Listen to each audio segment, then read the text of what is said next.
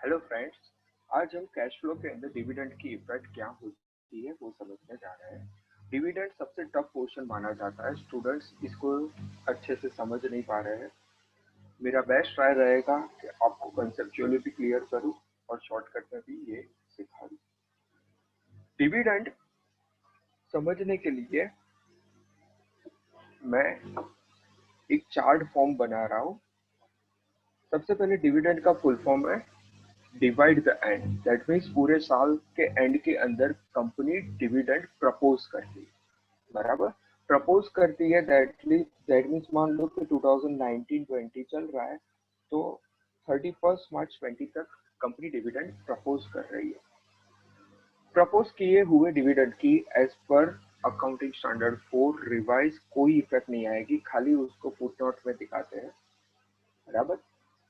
और contingent liability के अंदर शो करते हैं, तो प्रेजेंट बैलेंस शीट के अंदर उसकी कोई इफेक्ट नहीं है। जब कंपनी की एजीएम होती है उसके अंदर ये डिविडेंड अप्रूव होता है, तब हम एंट्री पास करते हैं। तो दैट मीन्स मान लो कि एजीएम कोई भी डेट अज्यूम करो 31 मई 2020 को हुई, तो ये पूरा का पूरा अकाउंटिंग ईयर चेंज हो गया, दैट मीन्स 2021 हो गया। उस ईयर के अंदर उसकी एंट्री पास होती है, PNL account debit to dividend payable. और जब भी इसका अप्रूवल हो जाता है, ये एंट्री पास होने के बाद ये डिविडेंड को हम पे करते हैं, तब एंट्री होती है डिविडेंड पेएबल टू बैंक।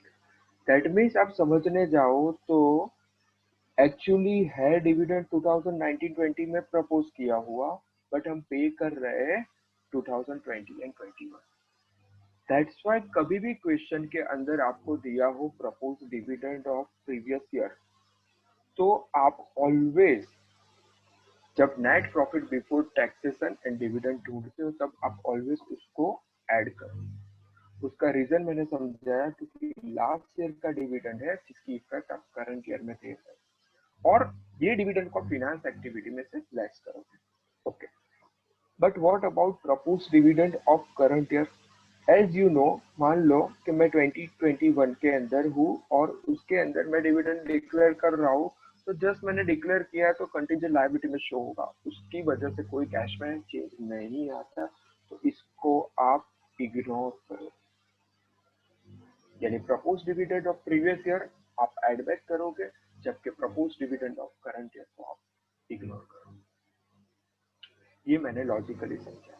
अच्छा, दूसरा होता है इंटरिम डिविडेंड। इंटरिम डिविडेंड यानी ड्यूरिंग द ईयर कंपनी को लगे कि वो प्रॉफिट अच्छा अर्न कर रही है, तो वो company dividend during the year भी डिक्लेयर कर, और वो डिक्लेयर करने के 7 डेज के अंदर तो पेमेंट भी करना होता है।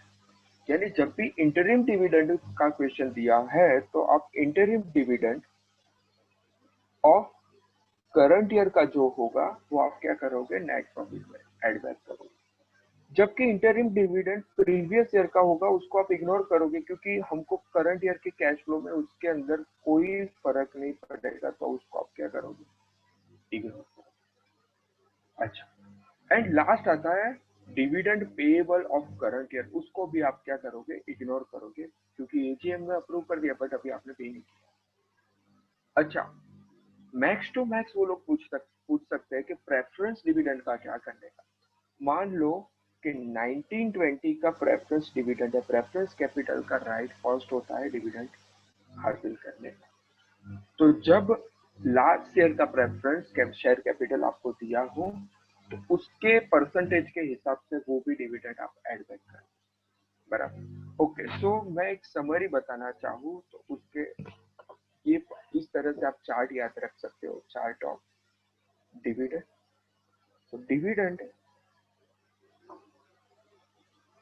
Propose dividend, interim dividend, dividend payable, and last that is preference dividend। उसकी क्या क्या इफेक्ट आएगी वो हम समझते हैं शॉर्टकट में। प्रीवियस ईयर का होगा जो प्रपोज डिविडेंड, वो होगा ऐड। करंट ईयर का प्रपोज डिविडेंड होगा दैट वुड बी इग्नोर्ड, उसका लॉजिक मैंने समझाया। इंटरिम डिविडेंड अगर प्रीवियस ईयर का होगा तो आप क्या करोगे, इग्नोर करोगे, क्योंकि वो साल में डिक्लेयर हुआ और 7 डेज के अंदर पे भी होगा। करंट ईयर का होगा तो आप क्या करोगे, ऐड करोगे। डिविडेंड पेएबल तो वो लोग करंट ईयर का ही देंगे, तो उसको भी आप क्या करोगे, इग्नोर करोगे। प्रेफरेंस डिविडेंड प्रीवियस ईयर का क्या करोगे, आप ऐड बैक करोगे। तो उसको एक एग्जांपल से भी हम समझ लेते हैं। मैंने एक एग्जांपल यहाँ लिखा है, देखो। सरप्लस करंट ईयर का देखने चाहे तो 5 लाख है और प्रीवियस ईयर का बैलेंस दिया है 2 लाख। तो यू नो वेरी वेल कि हम नेट प्रॉफिट बिफोर टैक्स और डिविडेंड कैसे काउंट करोगे। तो ये जो सरप्लस का डिफरेंस है, पहले ये लिख दो, that is closing balance minus opening balance, that is 3 lakh rupees, बराबर। अच्छा, अभी उसमें क्या क्या ऐड होगा और लेस होगा, चेक करते हैं। Propose dividend of current year, as you know very well कि इसको हम कंटीजेंट लायबिलिटी में दिखाते हैं, इसकी वजह से कैश पे कोई इफेक्ट नहीं आती, तो उसको आप इग्नोर करो। Propose dividend of previous year दिया है, जिसको अभी मैंने लॉजिक समझाया, उसको आप ऑलवेज क्या करोगे, एड बैक करोगे और यहाँ लिख दो current previous year, okay, and that is of 25,000 in this question. Okay.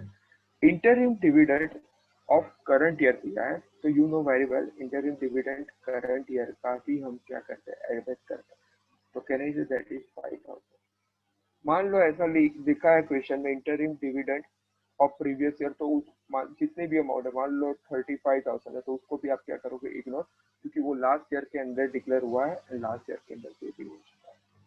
Preference dividend कहने से लास्ट ईयर की शेयर कैपिटल पे हम काउंट करेंगे, बराबर। Previous year that means last year की जो प्रेफरेंस शेयर कैपिटल है उसका डिविडेंड हम काउंट करेंगे, बराबर।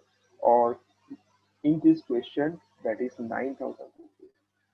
So if we make the total, then we will able to get the whole amount of net profit before taxation and dividend, that would be 3,39,000.